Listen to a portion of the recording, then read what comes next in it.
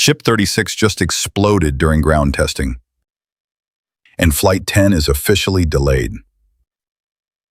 June 18th. What should have been a routine engine test turned into SpaceX's $200 million disaster. The explosion was so violent, it destroyed the entire test stand and lit up the Texas sky. But here's the shocking part. Elon revealed the component that failed. Broke below its safety limits. This wasn't overpressure or human error, something that was designed to never fail, just failed. Why is this the third Block 2 Starship to catastrophically fail?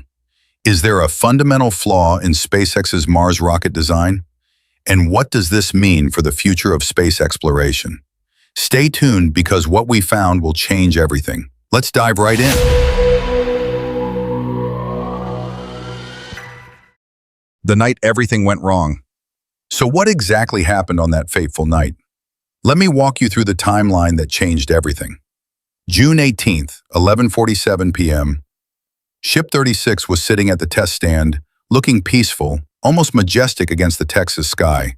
The engineering team had just finished their standard procedure, loading liquid oxygen into the bottom tank, methane into the upper section. This was supposed to be routine. SpaceX had done this exact test hundreds of times before. 6 engines would fire for a few seconds. Data would be collected and Flight 10 would be one step closer to launch. But routine became catastrophic in ways no one saw coming. High-speed cameras were rolling, capturing what should have been another successful milestone. Instead, they recorded the exact moment disaster struck. Dense white clouds suddenly erupted around Ship 36's nose cone. Not the normal venting you see during tests. This was different, violent, wrong. All what we work out of that time. The footage shows something that still gives engineers nightmares. The rocket's skin began tearing apart, all like a zipper opening from top to bottom. 400 feet of precision engineering, hacks unraveling in real time. But what you're about to learn next in hacks will change how you think about rocket safety forever. When physics becomes your enemy. The destruction happens so fast, most people miss the terrifying physics at play. When that pressure vessel ruptured in the payload bay, it created an instantaneous release of high-pressure nitrogen. This punctured the methane header tank, severing fuel lines in the process. Suddenly, you have methane and liquid oxygen mixing in a confined space. In rocketry, this combination has a name, hypergolic nightmare. The methane-oxygen mixture found an ignition source almost immediately. The resulting explosion created a pressure wave that literally tore the vehicle apart from the inside out. Steel that was designed to withstand the vacuum of space crumpled like aluminum foil. Weather radar stations, designed to track storms, picked up the heat signature. Think about that for a moment. A system meant to detect clouds and rain was overwhelmed by the thermal energy from this explosion. Satellites orbiting 400 miles above Earth captured the fireball. From space, that's how massive this destruction was. Local residents 7 miles away reported their windows cracking from the shockwave. The Brownsville Fire Department rushed to contain a blaze that burned for hours, fueled by methane that kept flowing from ruptured tanks. But here's what makes this story even more disturbing. The explosion itself wasn't the worst part. Elon's bombshell changes everything. Hours after the flames died down, Elon Musk revealed something that sent shockwaves through the aerospace industry. The nitrogen pressure vessel that failed, it broke below its proof pressure. Let me explain why this is absolutely terrifying. These pressure vessels are built like fortresses. They undergo rigorous testing at 1.5 times their maximum operating pressure before they're ever installed. It's like testing a bridge with 10 freight trains, when it only needs to hold 1. This vessel was designed to never fail under normal conditions. Ever, yet it did, at pressures well within its supposed safety margin. Musk admitted this was the first time this specific design had ever failed this way in the entire history of the Starship program, which means they're dealing with an unknown failure mode in a component that was considered bulletproof. So if a bulletproof part can fail without warning, what does that say about every other pressure vessel in every other Starship? The engineering implications are staggering. We're not talking about a simple manufacturing defect. This suggests a fundamental flaw in the design philosophy itself. But wait, because it gets worse. Pattern no one wants to talk about. Ship 36 isn't an isolated incident. It's part of a pattern that's becoming impossible to ignore. Let me take you through the Block 2 disaster timeline. Flight 7, Ship 31 exploded mid-flight. Cause: propellant leaks in the engine section. Flight 8, Ship 32 suffered catastrophic hardware failure. Uncontrolled propellant mixing led to mid-air destruction. Flight 9, Ship 35 barely survived multiple static fire tests, had engines replaced, underwent additional testing, and still disintegrated during descent. 3 flights, 3 different failure modes. 3 catastrophic endings. Now Ship 36 couldn't even make it through ground testing. When you're an engineer and you see the same type of failure happening repeatedly, you don't call it bad luck. You call it systematic design failure. But here's the question that's keeping SpaceX executives awake at night. If Block 2 has fundamental flaws, how many more disasters are waiting to happen? Ship 37 is currently getting engines installed. Ship 38 is fully stacked and ready for testing. Both are Block 2 vehicles. Both potentially carry the same fatal flaws that destroyed their predecessors. Would you bet your career, your company's future, on vehicles with this track record? The aftermath tells a story. Walking through the destruction site tells you everything about the violence of this explosion. The massive test stand that had successfully handled dozens of Starship tests was completely obliterated, not damaged, obliterated.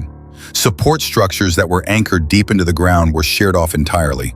The gantry that held Ship 36 was vaporized by temperatures exceeding 3,000 degrees Fahrenheit. Load-bearing steel beams, designed to support 400-foot rockets, were twisted into unrecognizable shapes. The flame trench, built to channel rocket exhaust safely away from the vehicle, experienced such massive overpressure that underground supports collapsed. Propellant transfer lines were ruptured, thermal shielding melted, control systems were fried. But here's what's truly remarkable about this destruction. The fire burned for hours after the initial explosion. Hours!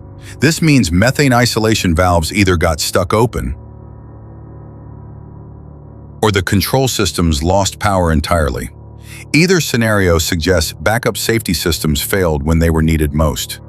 Yet somehow the main propellant storage tanks survived intact. If those had exploded, we'd be talking about a disaster that could have ended the Starship program permanently. Why did some systems fail catastrophically while others held? The answer reveals something crucial about SpaceX's safety philosophy. The engineering mystery. Let's dig into the technical reality of what went wrong inside Ship 36's payload bay.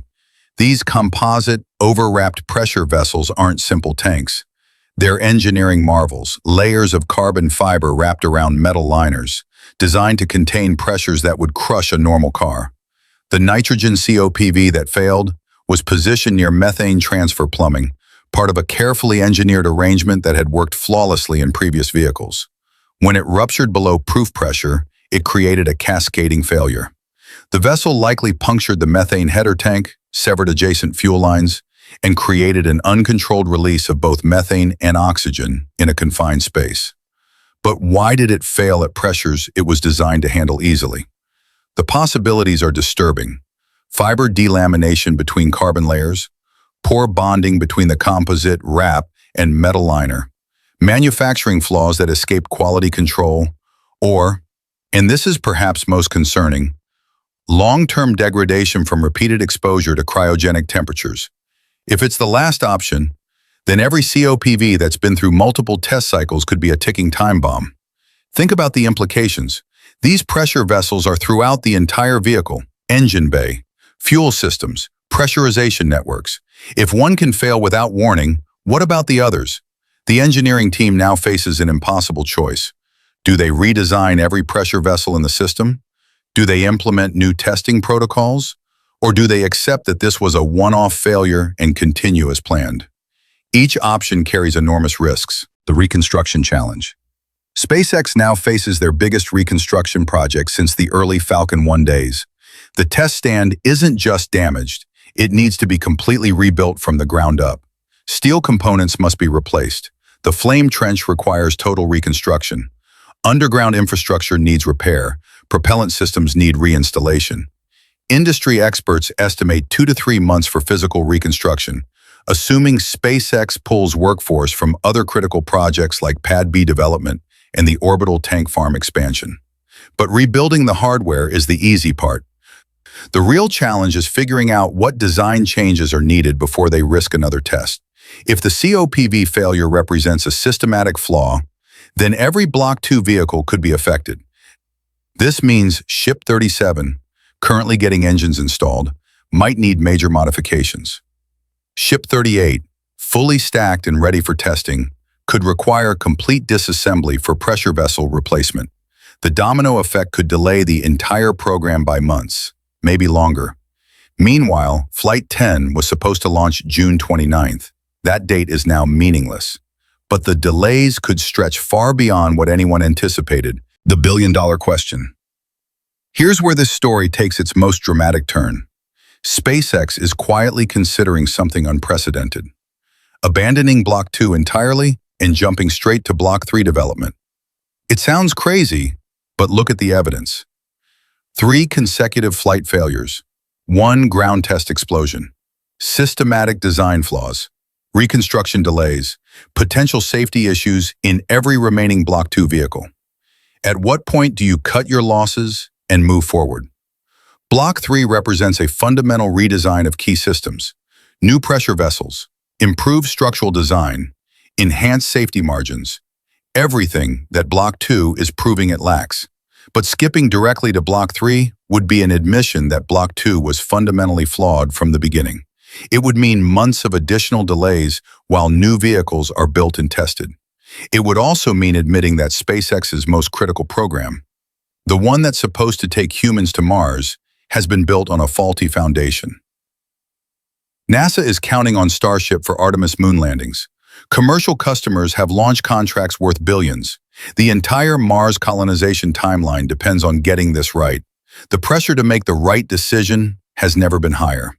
But what if there is no right decision?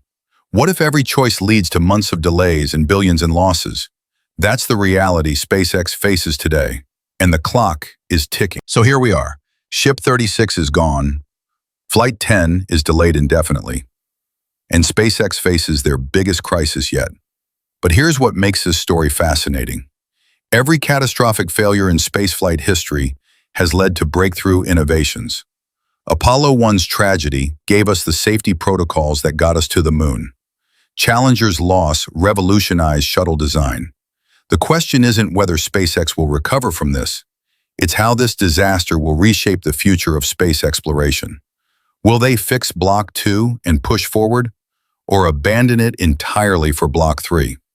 Either choice could determine whether humans reach Mars in this decade, or wait another generation. What's your take? Are we witnessing the growing pains that will make Starship unstoppable, or signs that the entire architecture needs rethinking? Drop your thoughts below. And if you want to stay ahead of every twist in this developing story, you know what to do. The next few months will be absolutely critical for SpaceX's future. Until next time, keep looking up.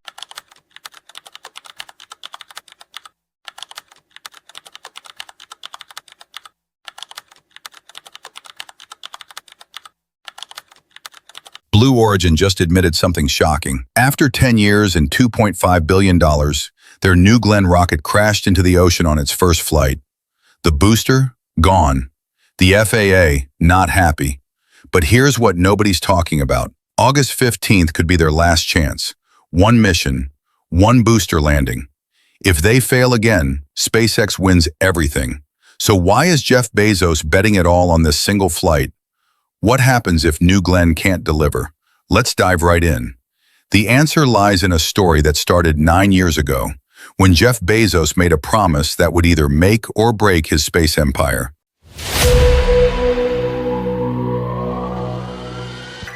Jeff Bezos stood before the world and declared, New Glenn will launch by 2020.